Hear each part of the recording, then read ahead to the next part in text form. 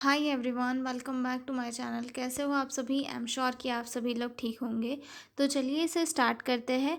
इस वीडियो में हम लोग डील करने वाले हैं रिव्यू ऑफ लिटरेचर वाला क्वेश्चन। हम इसी वीडियो में जो है इसके सोर्सेज भी डिस्कस करेंगे, इंट्रोडक्शन, डेफिनेशन, सारी चीज़ें हम लोग इसी वीडियो में कवर करेंगे। मैं आपको बहुत ही सिंपल और ईजी लैंग्वेज में समझाऊंगी ताकि आपको एक ही बार में जो सारा टॉपिक है वो क्लियर हो जाएगा। ठीक है, तो रिव्यू ऑफ लिटरेचर एक्चुअल में होता क्या है? तो जैसे कि जब भी कोई रिसर्चर कोई रिसर्च करता है या फिर अगर हम भी कोई रिसर्च कर रहे हैं तो हम सबसे पहले ये देखेंगे कि हमारा जो टॉपिक है क्या उसके ऊपर पहले से किसी ने रिसर्च की हुई है, कि किसी ने उसके ऊपर कोई थीसिस या फिर कोई प्रोजेक्ट किया हुआ है जिससे कि हमें और ज़्यादा नॉलेज मिल सके। ठीक है, तो हम इससे क्या कर सकते हैं, अपनी स्टडी के लिए, अपनी रिसर्च के लिए एक बैकग्राउंड नॉलेज तैयार कर सकते हैं कि अगर किसी ने उस टॉपिक के ऊपर रिसर्च की है तो क्या मिलेगा, हमें उस टॉपिक से रिलेटेड नॉलेज मिल जाएगा, एक बेस मिल जाएगा कि उस नॉलेज के बेस पे हम लोग हमारी जो फर्दर स्टडीज़ है या फिर हमारी जो रिसर्च है उसे अच्छे से आगे बढ़ा पाएंगे। ठीक है, रिव्यू ऑफ लिटरेचर का मतलब होता है अपने रिसर्च टॉपिक से रिलेटेड पुरानी स्टडीज़, बुक, जर्नल्स, रिपोर्ट्स और रिसर्च पेपर को पढ़ना, समझना और उनकी समरी लिखना, ताकि हमें हमारा जो टॉपिक है वो और ज़्यादा अच्छे तरीके से क्लियर समझ में आ जाए और साथ ही साथ हमें जो है एग्जाम्पल्स भी मिल जाए अगर उस टॉपिक पर किसी ने पहले से स्टडी की है तो। ठीक है, तो रिसर्चर को जो रिव्यू ऑफ लिटरेचर है वो इन वर्क्स में हेल्प करता है। वो ये हेल्प करता है कि जो रिसर्च प्रॉब्लम है वो उसे उन सोर्सेज की इससे क्लियर मिल जाती है, नए आइडियाज़ मिल जाते हैं उससे। और जो डुप्लीकेट वर्क है, मतलब ऐसा नहीं हो पाता है उससे कभी कि जो पहले से वर्क किया गया है उसके ऊपर डुप्लीकेट वर्क नहीं हो पाता, क्योंकि हम लोग पहले ही देख लेते हैं कि उसके ऊपर किसी ने सेम टू सेम वर्क तो नहीं किया है, तो हम हमारा जो टॉपिक है उसे थोड़ा चेंज कर लेते हैं। ठीक है, तो रिव्यू ऑफ लिटरेचर क्या है? रिव्यू ऑफ लिटरेचर एक ऐसी प्रोसेस है जिसमें एक रिसर्चर अपने रिसर्च के टॉपिक से रिलेटेड, अगर किसी ने पहले से रिसर्च की हुई है, उनकी बुक्स, लिटरेचर, पुराने न्यूज़पेपर को पढ़ता है ताकि उसे एक बैकग्राउंड डाटा मिल सके, बैकग्राउंड नॉलेज मिल सके, ताकि वो अपनी रिसर्च को और ज़्यादा बेहतर बना सकता है। ठीक है, अगर इतने में तो आपको समझ में आ गया होगा कि रिव्यू ऑफ लिटरेचर एक्चुअल में है क्या। अब हम इंट्रोडक्शन से स्टार्ट करेंगे। Introduction. Review of literature means reading previously done studied on the selected problems। यानी कि रिव्यू ऑफ लिटरेचर का मीनिंग ये है कि जो प्रीवियसली हो चुकी है स्टडीज़ उस पर्टिकुलर प्रॉब्लम से रिलेटेड उनकी स्टडी करना। ठीक है, it help to know that is already known and what is not yet known about the topic. और इसमें ये हमें ये पता चलता है कि क्या पहले से जानकारी निकाली जा चुकी है और क्या जानकारी अब निकालनी पड़ेगी, या फिर अब कौन सी जानकारी निकालने की ज़रूरत है और कौन सी जानकारी पहले से निकल चुकी है। और ये हमें कैसे पता चलेगा? प्रीवियस स्टडीज़ को पढ़ के। ठीक है, it gives direction and base for a new research study. और जो पुरानी रिसर्च स्टडीज़ है उसके थ्रू नया डायरेक्शन मिलता है एक नई स्टडी को, कि वो अपना बेहतर और एक अलग तरीके से स्टडी करे ताकि जो रिज़ल्ट है वो और ज़्यादा बेहतर, बेनिफिशियल मिले। ठीक है, it helps to identify research gaps and avoid repetition. और इसमें इसकी तो हेल्प से हमें क्या मिलता है कि पुरानी स्टडीज़ के कंपैरिजन में जो भी गैप है, यानी कि वहाँ पे जो जो कमियां हैं वो भी हमें पता चलती है। और साथ ही साथ ये भी जो रिपीटेशन है, ऐसा नहीं हो जाए कि जो पहले से स्टडीज़ है वो फिर से रिपीट हो जाए, इस चीज़ से भी हमें बचाती है। ठीक है, it supports the researcher in deciding tools, methods and data collection techniques.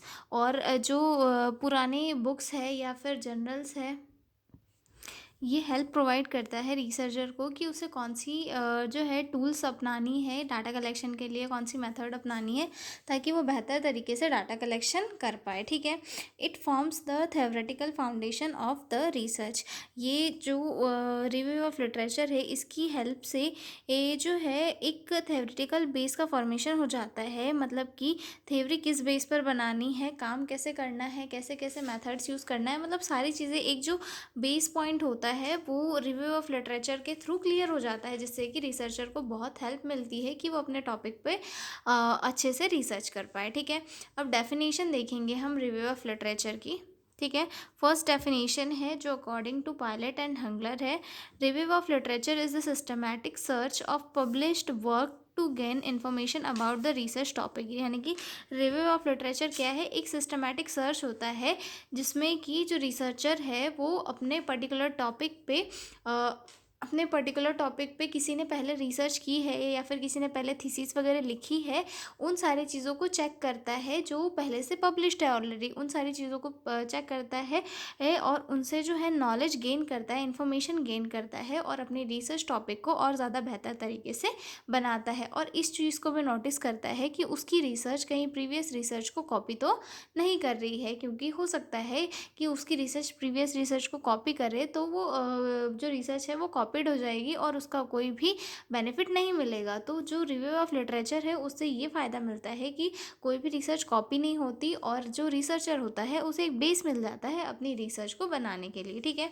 Second definition देखते हैं, according to Burn and Grove, a literature review is an organized written presentation of what has been published on topic by scholars। ठीक है। तो ये definition ये कहती है कि जो पहले से ही स्कॉलर्स यानी कि हिंदी में बोला जाए तो विद्वान होता है। ठीक है। तो मतलब रिव्यू ऑफ लिटरेचर ये एक ऑर्गेनाइज्ड रिटर्न प्रेजेंटेशन होता है कि जो विद्वान थे उन्होंने पहले से उस टॉपिक के ऊपर क्या लिख के रखा है और हम उसकी हेल्प से हमारी थ्योरी में, हमारी रिसर्च में कौन सा टॉपिक लिख सकते हैं या फिर हमारी थ्योरी में उससे कौन सी मदद लेके हमारी थ्योरी को आगे बढ़ा सकते हैं। ठीक है। तो ये हो गया हमारा डेफिनेशन। एक और सिंपल डेफिनेशन है वो भी मैं आपको बता देती हूँ। Review of literature means studying the collecting information from already published research and books to understood your topic better and plan your on research. यानी कि रिव्यू ऑफ लिटरेचर का मतलब क्या है कि जो पहले से ही ऑलरेडी पब्लिश्ड रिसर्च पेपर्स है, बुक्स है, उनसे नॉलेज लेना ताकि आप जो है अपने टॉपिक को अच्छे से समझ सके, बेटर अंडरस्टैंड कर सके और अपनी रिसर्च के लिए क्या क्या नए प्लान है वो बना सके। ठीक है। अब इम्पॉर्टेंस देखेंगे कि रिव्यू ऑफ लिटरेचर के क्या क्या इंपॉर्टेंस है। ठीक है। Help to understand background and current status of the topic, और इसके थ्रू जो है पर्सन को बैकग्राउंड और करंट स्टेटस जो है टॉपिक का वो मिल जाता है कि कौन सा टॉपिक है और इसे मुझे कैसे स्टडी करना है। ओके।